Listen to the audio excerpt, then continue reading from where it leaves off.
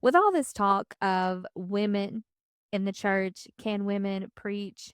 Can women be pastors? One thing I have been thinking on, and this is regardless if you are male or female, where do we get the idea that the pastor is supposed to be the leader that everyone follows? Where do we get that? Because when I open my Bible and I read my Bible, I do see leadership in the church. I see elders, I see overseers, shepherds, apostles, prophets, evangelists, pastors, teachers. I see authority, accountability, and order. Yes. But what I do not see is a model where one man carries all the responsibility, all the vision, all the teaching, all the counseling, decision making, all that becomes the central figure that the entire congregation revolves around.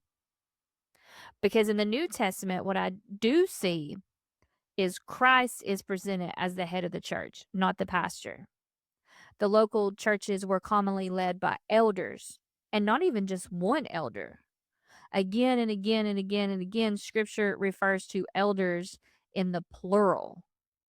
At the same time, we see apostles establishing churches, prophets bringing direction, evangelists preaching the gospel, pastors shepherding God's people, and teachers grounding believers in sound doctrine. The picture that emerges from all that is not one man in ministry, but a body being strengthened by multiple gifts working together under the lordship of Christ. So, somewhere throughout church history, much of that plurality seems to have been condensed into a single office. The pastor became the primary leader, primary teacher, primary counselor, primary administrator, visionary, and often the final authority on nearly every single matter. While many pastors have carried that burden with humility and integrity, was that ever meant to rest on one person's shoulders in the first place? No. I'd say no. Because when I look at the early church, I see team ministry far more than I see personality driven ministry. I see apostles and elders meeting together. I see prophets and teachers ministering together.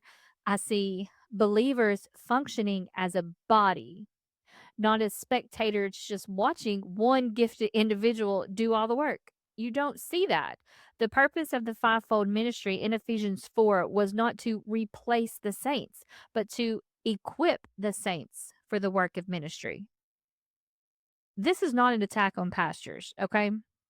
Pastors are a gift from Christ to his church. Shepherds are needed, but elders are needed. Teachers are needed. Evangelists are needed. Prophets are needed. Apostles are needed. So the question is simply whether we have unintentionally elevated one gift above all the others and built much of the modern church culture around a model that the New Testament never describes. If Paul walked into many churches today and asked, "Hey, where are your elders? Where are your prophets? We're your teachers.